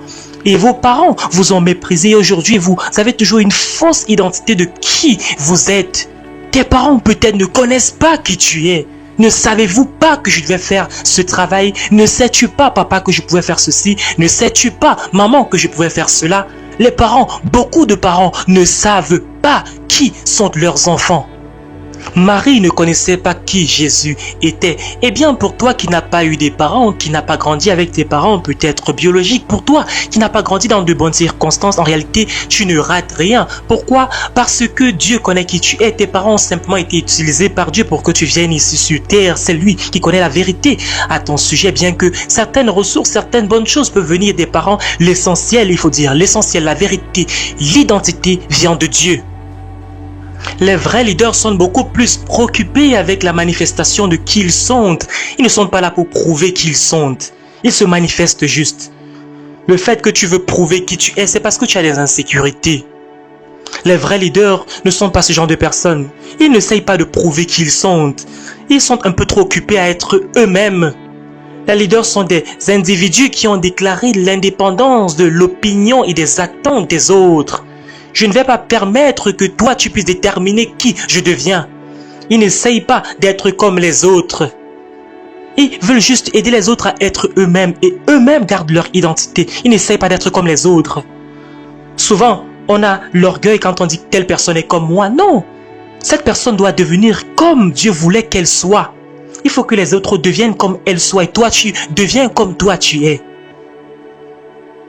Dieu a créé une personne, chacun unique en son genre. Tu n'as pas besoin de devenir comme une autre personne, te dénaturer. Non, Dieu voudrait que tu sois juste toi. Quand j'ai fait les autographes hier soir, j'ai écrit sur plusieurs livres. Sois toi-même. C'est à ce moment que le leadership commence. Il faut juste être toi-même. N'essaie pas d'être une autre personne. Vous savez, on ne peut pas contrôler un vrai leader. Il ne se comporte pas entre guillemets normalement. Les vrais leaders ne s'alignent pas avec les autres. Pourquoi? Parce que les vrais leaders sont occupés à se démarquer. Ils n'ont pas le temps de pouvoir s'aligner avec les autres. Donc les leaders sont des personnes particulières, des personnes difficiles. Ils sont toujours en train de détruire les traditions. Poser des questions que vous ne pouvez même pas répondre. C'est ça que les vrais leaders font. Les vrais leaders vous rendent fou. Parce que les vrais leaders sont eux-mêmes. Ils ne sont pas là pour impressionner les autres. Pour qu'on puisse avoir une bonne opinion d'eux-mêmes. Et ils aident les autres à se déployer. C'est ça que les vrais leaders font. J'aime les leaders qui ont une haute estime d'eux-mêmes. Qui s'estiment. Qui savent qui ils sont. Parce qu'en réalité, quand tu connais qui tu es, je n'ai pas à savoir qui tu es, à deviner. Quand tu sais qui tu es, je n'ai pas à imaginer. Je n'ai pas besoin d'imaginer qui tu es. Je sais que tu sais qui tu es. C'est la raison pour laquelle c'est difficile d'être avec certaines personnes. Tu ne sais pas qui elles sont. Est-ce que vous savez qui vous êtes? Un vrai leader n'est pas jaloux des autres. Parce qu'un leader sait qui il est. Parce que les leaders ne sont pas en compétition. C'est la raison pour laquelle vous aimez être avec les vrais leaders. Quand tu es avec un vrai leader, tu peux parler librement. Tu n'as pas peur de dire certaines choses, pas peur que ça peut blesser leurs sentiments. Non, ce sont des personnes vraies, authentiques, libres. Vous êtes content quand vous êtes avec des vrais leaders. Pas des personnes qui ont peur que vous allez dire ceci. Non, ceci va me blesser, ceci va m'offusquer. Non, non, non. C'est tellement de problèmes. Si je dois penser toujours comme ça, qu'est-ce que tu vas penser? Il ne faut pas cloner les autres. Il faut être vous-même. N'essayez pas d'être comme les autres. Vous savez, quand votre attitude, dans votre esprit, est mariée avec vos capacités dans la chair, vous devenez un leader. Quand votre mentalité s'aligne avec votre capacité, quand c'est uni, quand c'est fusionné, cela fait de vous un leader. Quand votre mentalité et votre capacité s'unissent ensemble, vous êtes un leader. Et c'est la raison pour laquelle on ne peut pas réellement être des leaders si on n'a pas la mentalité de leader. Et on doit aligner cela avec notre altitude, avec notre attitude, avec notre environnement. En d'autres termes, le leadership, c'est pas une question de capacité, c'est une question de mentalité. D'abord, mentalité. Il faut d'abord savoir qui vous êtes, avoir la bonne attitude, le bon comportement. C'est pour cela que les leaders peuvent entrer dans une salle et changer la salle. Pourquoi? Parce que l'attitude des leaders est différente. Il y a des fois, je vais assister à une réunion et les gens sont en train de discuter et explorer les possibilités, des solutions possibles. Et quand moi je pose la question, de quoi est-ce que vous parlez? Et ils me disent, non, on parle de ceci. Je dis que non. Pourquoi est-ce que vous ne voyez pas ça, comme ça, de cette façon? Et soudainement, ils disent que non, on n'avait pas pensé à ceci, mais c'est une très belle idée, c'est une idée formidable. Non, c'est parce que l'attitude, la façon de penser des leaders est totalement différente. Ils n'agissent pas pour plaire. Les leaders n'agissent pas pour pouvoir se conformer à la masse. Non, les leaders sont conscients de ce que ces leaders sont différents. Non, ils veulent être eux-mêmes. Ils n'ont pas peur de pouvoir oser proposer des idées qui sont différentes. C'est pas une question d'être politiquement, socialement correct. Non, les leaders sont eux-mêmes. Les leaders sont des personnes à solution. S'il n'y a pas d'argent, ils disent non, allons créer de l'argent. Ils ne sont pas là à se plaindre du fait qu'il n'y a pas l'argent. Vous savez, l'argent c'est quelque chose qui est créé, c'est pas quelque chose qui tombe du ciel. Je suis le Dieu qui te donne la capacité de créer la richesse, de générer la richesse. Dieu te donne simplement la capacité, ça ne tombe pas du ciel. Tu n'es pas pauvre. Tu ne manques pas un emploi, c'est juste que tu ne réfléchis pas. Chaque problème est un business, il faut le retenir. N'oubliez jamais cela. Tout autour de vous, il y a des opportunités de se faire de l'argent, de créer de la richesse. Donc pour un leader, ce que vous pensez est plus important que ce que vous faites. Chaque fois, on me pose la question, qu'est-ce qu'il faut faire? Qu'est-ce qu'il faut faire? Non, ça dépend de comment est-ce que tu penses d'abord. Le raisonnement est le plus important. Il faut d'abord anéantir cette pensée des Grecs, détruire la corruption des Romains dans ta pensée, être libre de ce qu'on pense de toi. Qu'est-ce qu'on pense de toi? C'est ça le cœur de ton leadership. Et je veux conclure finalement cette session avec l'esprit de leadership. Vous pouvez avoir ceci dans nos enseignements sur le leadership. Mais je vais parcourir rapidement. Et ensemble, on va lire ceci et ça va pénétrer votre esprit. Et il faut vraiment prononcer ces paroles à haute voix. Voici ce que j'ai recherché durant les 30 dernières années et j'ai décodé comme étant les obstacles, ce qui empêche les gens de devenir des leaders. Si vous avez ceci comme chose intégrée dans vos esprits, vous allez vraiment être des vrais leaders. On va lire ensemble. Premièrement, l'esprit d'une haute estime de vous-même. C'est-à-dire que vous connaissez qui vous êtes. Je peux enseigner ceci pendant des semaines. Tu dois connaître quelle est ta source pour pouvoir développer ton image de toi-même. Qui es-tu? Deuxièmement, l'esprit d'une bonne image, une bonne conception, je veux dire, de toi-même. Ça veut dire que tu as une image claire, une vraie nature de qui tu penses que tu es. Troisièmement, l'esprit de la confiance en toi-même. C'est-à-dire que tu crois en tes capacités intrinsèques. C'est très important. Donc, premièrement, tu as une bonne image de toi-même. Deuxièmement, tu as une bonne conception de toi-même. Troisièmement, tu as confiance en toi-même. Les leaders ont confiance en eux. Ils savent qu'ils peuvent résoudre les problèmes qu'ils rencontrent. Donc, les leaders ne paniquent pas. Un vrai leader ne panique pas. Un leader s'assoit et il réfléchit. Je peux résoudre ce problème. Chaque problème a une solution. Ils ont cette confiance en eux-mêmes. Qu'ils ont la capacité intrinsèque de résoudre n'importe quel problème. Cette capacité intrinsèque, ils ont confiance en eux-mêmes. Voici les paroles favorites de Jésus. N'ayez point crainte, n'ayez pas peur, que la paix soit avec vous. Même dans la tempête, n'ayez crainte, n'ayez pas peur. Pourquoi? Parce qu'il y a une solution à tout problème. Il ne tremblait pas devant les problèmes. Je suis la solution. Il croyait en lui-même. Il savait qu'il avait la solution. Quatrièmement, un esprit qui vous amène à savoir que vous êtes important. Vous savez que vous avez de la valeur. Vous pouvez contribuer au monde entier. Quand vous allez devenir la personne que vous êtes né pour être, vous devez découvrir votre importance. Vous n'êtes pas un accident biologique. Vous n'êtes pas une erreur. Vous n'êtes pas une expérience que Dieu a envoyée sur terre. Non. Vous avez été envoyé ici sur terre parce qu'il y a un problème que Dieu voulait résoudre au travers de vous. Vous êtes important. Vous devez savoir cela et intégrer cela. C'est ça, ça fait partie de l'esprit de leadership. Est-ce qu'on peut dire ensemble, je suis nécessaire, je suis important, je suis nécessaire, on a besoin de moi. Il faut dire cela au monde tous les jours quand tu te réveilles. On a besoin de moi. Il y a quelque chose que j'ai, que je porte en moi, dont le monde a besoin. Donc tu n'es pas ici juste pour gagner ta vie, gagner un peu d'argent. Non, tu es ici pour faire une différence dans le monde. On a besoin de toi. Le cinquième point, l'esprit de passion. C'est-à-dire une profonde conviction et une détermination qui vient de ton cœur. Tu as trouvé quelque chose pour laquelle tu es prêt à mourir. Tu as une passion forte.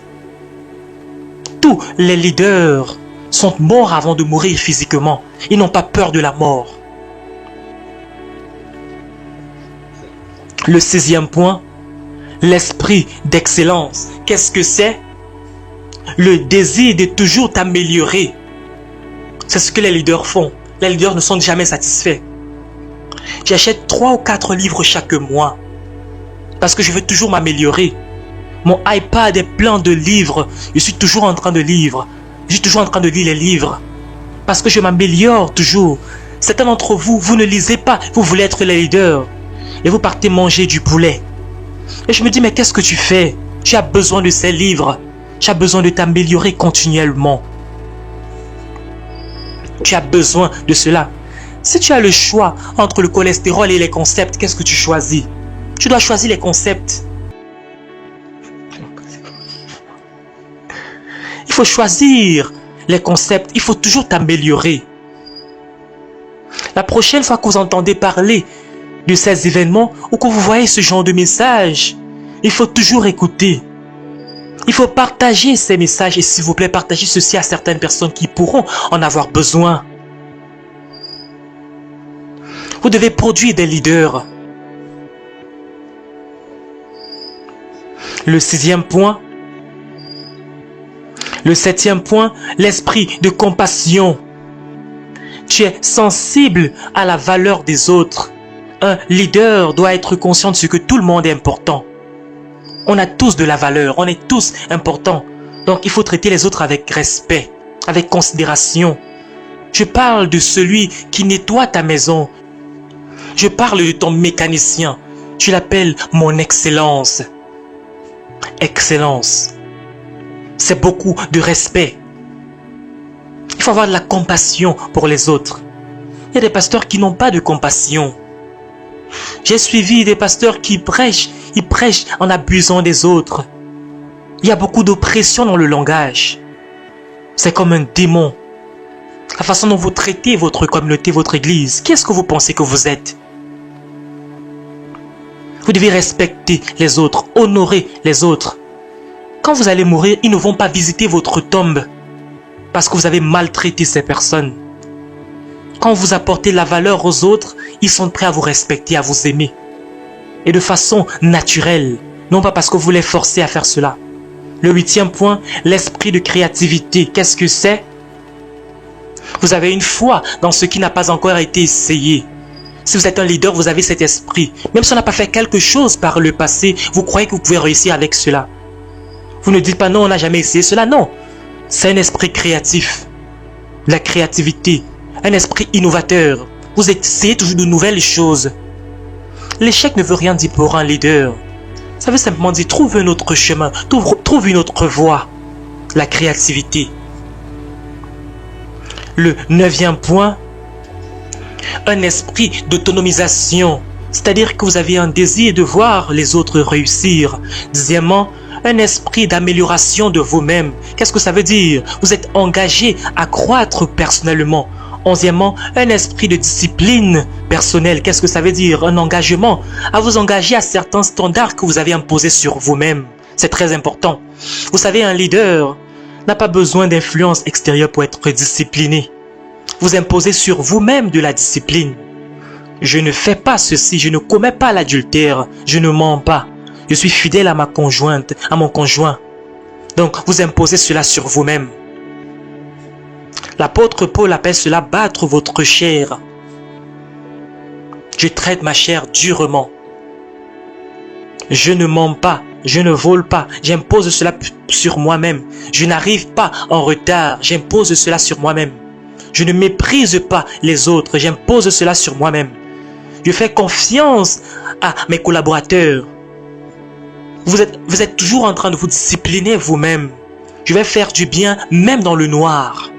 Quand personne ne me regarde, je vais avoir un bon caractère. Je vais faire les choses de façon juste quand personne ne me regarde. C'est comme ça que les leaders sont. On peut faire confiance à un leader quand personne n'est autour d'eux. Parce que les leaders savent comment se discipliner eux-mêmes. Quand un leader tombe dans l'immoralité, c'est parce qu'ils n'ont pas de discipline. Quand vous enlevez la discipline, vous allez pécher. Quand vous n'avez pas de discipline, vous n'avez pas le droit de discipliner les autres. Cela vous enlève le droit de discipliner les autres, le droit de diriger les autres. Le leadership, écoutez-moi bien, c'est pas un droit, non, C'est un privilège. Un privilège qu'on vous donne, que vos suiveurs vous donnent, votre communauté. La seule chose qu'un leader a, c'est juste la confiance qu'on lui donne. Quand vous violez cette confiance, vous n'avez plus le droit de diriger. Vous avez juste un titre inutile. Et on vous appelle leader. Non, vous n'avez plus le droit de diriger quand vous violez la confiance qu'on vous donne. Disciplinez-vous pour garder cette confiance qu'on vous a donnée. Laissez un commentaire s'il vous plaît. Après cette vidéo, regardez la vidéo qui va suivre. Que Dieu vous bénisse abondamment.